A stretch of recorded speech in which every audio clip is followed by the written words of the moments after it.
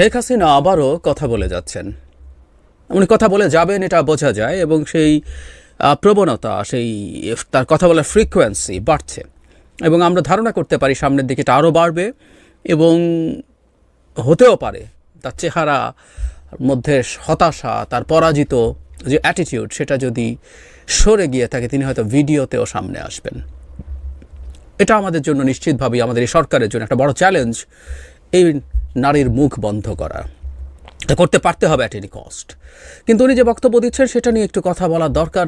উনি গত 24 ঘন্টার মধ্যে অন্তত দুবার কথা বলেছেন। আওয়ামী লীগের অফিসিয়াল পেজে একটা ওয়েবিনারে যুক্ত হয়ে তিনি তাদের ভাষার তথাকথিত ভুক্তভোগীদের সাথে কথা বলেন। এর আগেও একবার তিনি বলেছেন। আরেকটা হচ্ছে একটা বক্তব্যের মতো নারীদের ওপরে সহিংসতা বিষয়। বিশেষ করে যেই ওয়েবিনারটার কথা বলছিলাম, যেখানে বিভিন্ন লোকজনের সাথে তিনি কথা বলেছেন, সেটার শুরুতে তিনি একটা বক্তব্য দিয়েছেন। তাতে এটা মনে হবার যথেষ্ট কারণ আছে যে শেখ হাসিনা ভয় পেয়েছেন। হ্যাঁ, কি ভয় পেয়েছেন সেটা নিয়ে কথা বলবো। তার আগে আরও কয়েকটা ইস্যু নিয়ে একটু কথা বলা দরকার, যেটা আমার কাছে খুবই গুরুত্বপূর্ণ বলে মনে হয়েছে। উনি প্রায় একটা কথা বলেন যে এটা চক্রান্ত, মানে ডক্টর ইউনূস চক্রান্ত করে তাকে ক্ষমতাচ্যুত করেছেন। এই ক্ষেত্রে ডক্টর ইউনূসের একটা বক্তব্য তিনি ব্যবহার করেন, মেটিকুলাসলি ডিজাইনড বা প্ল্যান্ড একটা মুভমেন্ট। উনি বলছেন তার মাস্টার মাইন্ডদেরকে দিয়ে তিনি মেটিকুলাসলি প্ল্যান করে এই মুভমেন্ট ঘটিয়েছেন, ষড়যন্ত্র করেছেন, চক্রান্ত করেছেন। আমি পাল্টা ওভাবে ভাবার চিন্তা করছি, আচ্ছা শেখ হাসিনাকে যদি কেউ চক্রান্ত করে, তাত্ত্বিকভাবে ধরে নিচ্ছি তর্কের খাতিরে, চক্রান্ত করে ষড়যন্ত্র করে তাকে ক্ষমতাচ্যুত করত, আমাদের কি খারাপ লাগতো? আমার একটা স্মৃতি মনে পড়লো, টকশো করি তখন আওয়ামী লীগের লোকজনের সাথে, এখনও করি, কিন্তু তখন আওয়ামী লীগের লোকজন সাথে থাকতো। এই 2022-23 সালের দিকে যখন আওয়ামী লীগের ওপরে আমেরিকা প্রচুর চাপ প্রয়োগ করছে, তখন আওয়ামী লীগের এক নেতা বলছিলেন যে আওয়ামী লীগের বিরুদ্ধে ষড়যন্ত্র হচ্ছে। শেখ হাসিনা ষড়যন্ত্রের কথাটা খুব বলতেন। প্রত্যেকটা স্বৈরাচার এই ধরনের আলাপ দেয়, বিশেষ করে যারা কিছু কিছু ক্ষেত্রে, আমি বহুবার বলেছি, আওয়ামী লীগ আসলে একটা মাফিয়া রেজিম, কিন্তু সে কতগুলো ফ্যাসিস্টের টুল ব্যবহার করতো। তার মধ্যে একটা শত্রুর প্রতিমূর্তি তৈরি করা, ষড়যন্ত্র হচ্ছে, তার বিরুদ্ধে তাকে দাঁড়াতে হবে, সেটা বলার চেষ্টা করতো। তখন আমি একদিন অন রেকর্ড টকশোতে তাকে বলেছিলাম, আপনারা ষড়যন্ত্র করে ক্ষমতায় আছেন, আপনাদেরকে যদি ষড়যন্ত্র করেও ক্ষমতা থেকে সরানো যায়, কেউ সরায়, আমি তার সাথে আছি। আমি এভাবে যদি জিজ্ঞেস করি, শেখ হাসিনা একটা অভাবনীয়, অসামান্য, অসাধারণ, এই ভূমিতে কখনো এই রকম গণ অভ্যুত্থান হয়নি, সেটার মাধ্যমে পরাজিত হয়েছেন, পালাতে বাধ্য হয়েছেন। কিন্তু শেখ হাসিনাকে যদি সামরিক, একেবারে সরাসরি সামরিক কুয়ের মাধ্যমে তার পতন হতো, এই দেশের জনগণ কি সেটাকে ওয়েলকাম করতো না? করত। সুতরাং শেখ হাসিনা এই যে আলাপ করছেন, মানে আমি তাদের ন্যারেটিভের দুর্বলতা দেখছি। তাদেরকে নিশ্চয়ই বিরাট থিঙ্ক ট্যাঙ্ক মিলে এইসব বুদ্ধি টুদ্ধি দিচ্ছে, তিনি সহ বসে, তাদের কী কে জানি আছে। এবং আমি খেয়াল করছি তাদের কিছু লোকজন একসময় 71 টিভিতে বসে বসে আলাপ করতো, তারা এখন সব মাঠে নেমেছে, নিজেদের ইউটিউব চ্যানেল খুলে দেখলাম একই ধরনের আলাপ টালাপ করছেন। তো তারা মিলে তাকে বুদ্ধি দিয়েছে এটাকে চক্রান্ত বলার। মাই গড, এত স্টুপিড তারা, মানে পরাজয় তাদেরকে এতটাই ভ্যাবাচাকা খাইয়ে দিয়েছে যে এখন আর মাথাও কাজ করছে না। সম্ভবত চক্রান্ত করে হোক আর যেভাবেই হোক, যেভাবেই হোক, জাস্ট শেখ হাসিনার পতনের জন্য মানুষ অধীর আগ্রহে বসেছিল, অথচ এটাকে যুক্তি হিসাবে আনা হয়। আর দু একটা ইস্যু বলে তার ভয় পাওয়ার ব্যাপারটা বলবো। বরাবরের মতো কী অপরাধ করেছি আমি, কী অপরাধ করেছে আওয়ামী লীগ, সকল কিছু উন্নয়নে ফিরিস্তি দেওয়ার চেষ্টা করেন। কয়েকটা কথা তার মুখস্থ আছে, মাথা পিছু আয় কোথায় কি হয়েছে, কোথায় কি ভাতা দেওয়ার ব্যবস্থা করেছেন, এসব আলাপ, এসবের মধ্যে কি চুরি কি বাটপারি হতো এগুলো আমরা জানি, সেগুলো খণ্ডাতে যাচ্ছি না। এগুলো বলে বারবার এটাই কি তাহলে আমাদের অপরাধ? আমরা দেশকে উন্নত করতে চেয়েছি, আমি দেশকে ঘুমাই, উনি নাকি ঘুমান নাই, জেগেছিলেন, এই সেই নানান কথাবার্তা বলে অপরাধ, উনি অপরাধ করেন। এই জন্য আমরা প্রায় বলি, কেউ কেউ মনে করেন যে তার মধ্যে কোনো আকারে ইঙ্গিতেও ক্ষমা চাওয়ার কোনো বোধ নেই। যিনি অপরাধী করেননি তার ক্ষমা চাওয়ার বোধ থাকবে। রাদার তার ভাষ্য মতে, আমি ভিডিওটা কমেন্টে দিয়ে দেব, তার ভাষ্য মতে আসলে আমাদেরই ক্ষমা চাওয়া উচিত, কারণ এত উন্নয়নের পরও তাকে আমরা ঘাড় ধরে ক্ষমতাচ্যুত করেছি। শুধু তাই না, তাকে ভারতে পালিয়ে যেতে বাধ্য করেছি আমরা, আমাদেরই ক্ষমা চাওয়া উচিত, সেটা বলেছেন। তারপরে আওয়ামী লীগের কোনো সমস্যা নেই, অথচ আওয়ামী লীগের বিরুদ্ধে মামলা করা হচ্ছে। এবং মজা লাগে আজকে এই জিনিসটা ভাবতে। অজ্ঞাতনামা আসামির কথা বলছেন, বহু জায়গায় ঘটনা ঘটেছে, এটা তো সত্য। এই যে 4 অগস্ট আমরা ক্লিয়ারলি মনে করতে পারি, যখন আওয়ামী লীগ নেমেছে, হাজারে হাজারে আওয়ামী লীগের ক্যাডার অস্ত্র নিয়ে রাস্তায় নেমেছিল। সো মামলা হলে সেখানে অজ্ঞাতনামা আসামি থাকবে, কিন্তু মজাটা হচ্ছে এই অজ্ঞাতনামা আসামি নাম দিয়ে হয়রানির ইতিহাস তিনি তৈরি করেছিলেন। আমরা বাংলাদেশে অজ্ঞাতনামা আসামি থাকবে, কারণ অনেকে এই তদন্তে বেরিয়ে আসবেন, কিন্তু কোনো মানুষ হয়রানির শিকার হোক এই বাংলাদেশে আমরা চাই না। এমনকি আওয়ামী লীগের লোকও মিথ্যা হয়রানির শিকার হোক চাই না। আমরা শেখ হাসিনার বিভৎস অবিচারকে ন্যায় বিচার দিয়ে প্রতিশোধ নিতে চাই, সত্যিই চাই, আমি অন্তত চাই।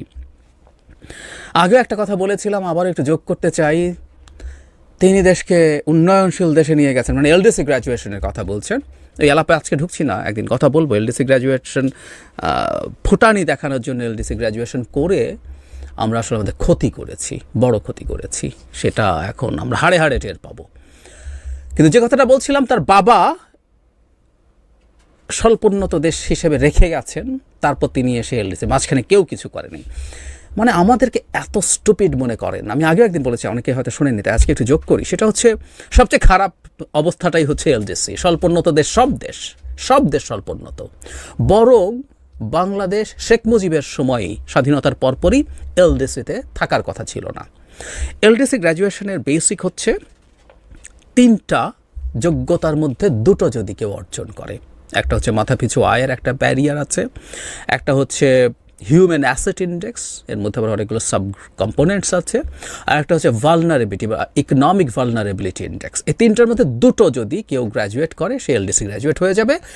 আরেকটু কিন্তু আছে, সেটা হলো মাথাপিছু আয় যদি কেউ ডাবল করে ফেলতে পারে, তাহলে ওই একটা দিয়ে তার এলডিসি গ্র্যাজুয়েশন হয়ে যেতে পারে।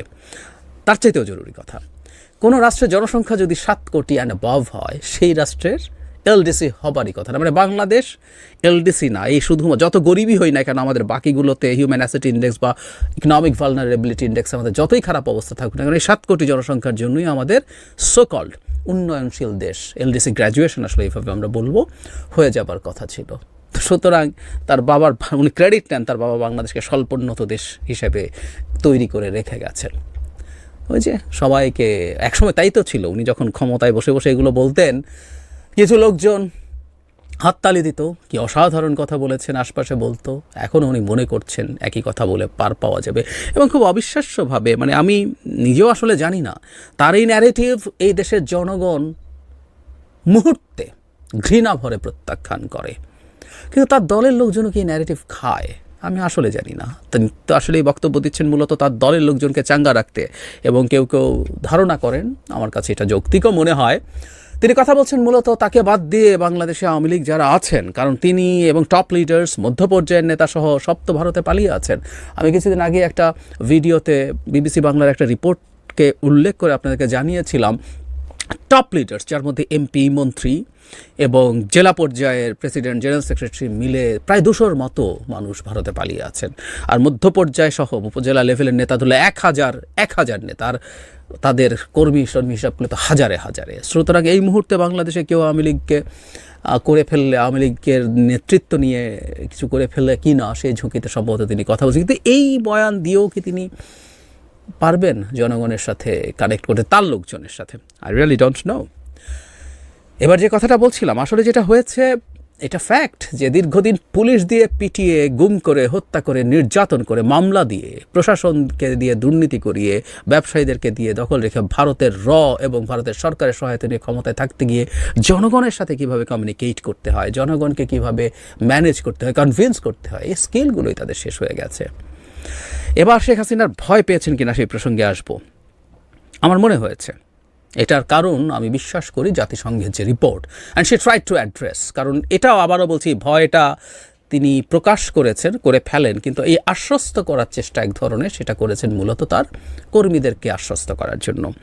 একটা জায়গায় তিনি বলছেন যে 14 তারিখ পর্যন্ত কোনো সমস্যা হয়নি, ইচ্ছে মতো মুভমেন্ট গেছে, পুলিশ কোনো অ্যাকশন নেয়নি। পরে যখন পুলিশকে মারতে থাকলো, তখন পুলিশ তার স্টেপ নেওয়া শুরু করেছে। তিনি একটা জায়গায় বলছেন, আমি তাকে কোট করছি, পুলিশকে মারবে, পুলিশকে পা বেঁধে ঝুলিয়ে দেবে ফ্লাইওভারের ওপরে, আর পুলিশ দাঁড়িয়ে দাঁড়িয়ে দেখবে।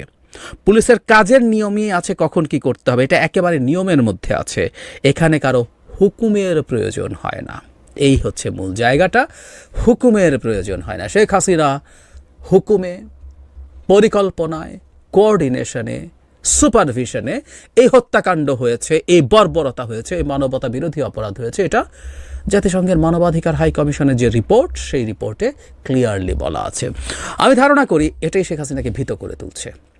কারণ এটা তো ডক্টর ইউনূসকে বকাঝকা দিয়ে ডক্টর ইউনূস তার নিজ স্বার্থে এটা করেছে, এভাবে বললে চলবে না। কারণ এই রিপোর্টটা খুবই চমৎকার একটা নিউট্রাল পয়েন্ট অফ ভিউ থেকে। কারণ সেই রিপোর্টেই 5 তারিখের পর থেকে এই দেশে মানে 15 আগস্ট পর্যন্ত যা যা ঘটেছে সেটারও নির্মোহ অ্যানালিসিস আছে, নির্মোহ উল্লেখ আছে। এমনকি শেখ হাসিনার দলকে যখন বাংলাদেশে নিষিদ্ধ করার শক্ত দাবি উঠছে বিভিন্ন দিক থেকে, সেখানে তারা এই দলকে নিষিদ্ধ না করার পক্ষে কথা বলছেন। So it was a very balanced report, যেখানে আসলে যতটা সম্ভব, যথেষ্ট সম্ভব নিউট্রালিটি রেখে কথা বলা হয়েছে। সেখানে এখন যখন এটা বলা হয়, শেখ হাসিনা এখন বলতে চাইছেন যে পুলিশ তার নিজের সিস্টেম আছে, আইন আছে, কী কী করতে হবে, সুতরাং যাবতীয় হত্যাকাণ্ড সহ যা যা কিছু পুলিশ করেছে সব নিজে করেছে, হুকুম দেয়নি। কিন্তু শেখ হাসিনা মাথা কাজ করছে না আসলে, সেটাও খুব ইন্টারেস্টিং। ওই যে বলছিলাম, পরাজয় তাকে এমন করেছে, 7 মাস পরে উনি ট্রমা থেকে বেরিয়ে আসতে পারবেন না ফরএভার। উনি যতদিন বেঁচে থাকেন, ওনার আয়ু আরও বাড়ুক, উনি প্রতিদিন মৃত্যুর স্বাদ গ্রহণ করুন। কারণ ক্ষমতায় থাকা, ক্ষমতায় থেকে যাচ্ছে তাই করাই হচ্ছে তাদের কাছে জীবন এবং বেঁচে থাকা। সেটা যখন করতে পারছেন না, এটা মৃত্যুর চেয়েও জঘন্য ব্যাপার। তিনি যখন বলছেন পুলিশই সব করেছে নিজের সিদ্ধান্তে, তার মানে এই যে হত্যাকাণ্ড, এমনকি পুলিশই যে অ্যাকশন শুরু করেছে, এটা উনি বলছেন। আবার পরে বলছেন, মুগ্ধ সহ কয়েকজনের নাম বলে, এদের ডেড বডি বের করে আনা দরকার কবর থেকে, বা যারা শহীদ হয়েছেন ময়না তদন্ত করা দরকার, কারণ এগুলো নাকি আবার পুলিশের গুলিতে মারা যায় না। মানে এই কিছুক্ষণ আগে এটা বললেন, পরে আবার এটা বলছেন। মাথাটা গেছে তার। ওই যে বললাম, এতটাই খারাপ অবস্থা। সো তার ইন্টারপ্রিটেশন একই পুরনো, একই কথা বারবার ক্রমাগত বলাটাও যে বোরিং শোনায় সেটা তিনি জানেন না। এবং এভাবে অন্তত তার দলের লোকের সাথেও কমিউনিকেট করা যাবে বলে মনে করি না। তাদের স্কিল ডেভেলপ করতে হবে নতুন করে। এতদিন যা বলেছেন আর যা বলে হাততালি পাওয়া গেছে, এটা ডিফারেন্ট সিচুয়েশন। তার পাশে দাঁড়িয়েও যে লোকটা হাততালি দিত, সেও কোনো না কোনো প্রয়োজনে এমপি হবে, মন্ত্রী হবে, ব্যবসা পাবে, সাংবাদিক হলে একটা প্লট পাবে, বিদেশে যাওয়ার সঙ্গী হবে, কোনো একটা পদে বসবে, এসব কারণে এসব করেছিল। একই ন্যারেটিভ নিয়ে তার মাঠে আছেন। যাই হোক, এটা খুব ক্লিয়ার, সেটা হচ্ছে তিনি ভয় পেয়েছেন। আমাদের এই ব্যাপারটা, বিশেষ করে জাতিসংঘের, এটা নিয়ে আমাদের হাতে অস্ত্র যেটা উঠলো সেটা হচ্ছে জাতিসংঘের এই রিপোর্টটা আমাদের নিজ উদ্যোগে যত বেশি দেশে, আমাদের দেশে থাকা যে মানে বিভিন্ন দেশের দূতাবাস আছে, সেখানে তো এইগুলো নিয়ে বিস্তারিত কথা, এবং বাংলাদেশ সরকারের পক্ষ থেকে বা বাংলাদেশের পক্ষ থেকে ইন্টারন্যাশনাল মিডিয়াতে, ইন্টারন্যাশনাল বিভিন্ন ফোরামে এই রিপোর্টটাকে খুবই গুরুত্ব দিয়ে তুলে ধরা দরকার। এটা যত তুলে ধরা হবে, শেখ হাসিনার উপরে সেই চাপটা তত বেশি আসতে থাকবে। এবং আমি বারবার বলেছি, শেখ হাসিনার বক্তব্যে আসলে আমাদের লাভ হয়, কিন্তু শেখ হাসিনার বক্তব্য বন্ধ করতে পারা নিয়ে ভারতের মাধ্যমে একটা মেসেজ শেখ হাসিনা পর্যন্ত পৌঁছা দরকার। এটা এখন একটা লড়াইয়ের মতো হয়ে গেছে। এটাতে আমাদের জেতা উচিত। এটার জন্য আমাদের যত পদক্ষেপ নেওয়া দরকার, তত পদক্ষেপ নিতে চেষ্টা করা দরকার।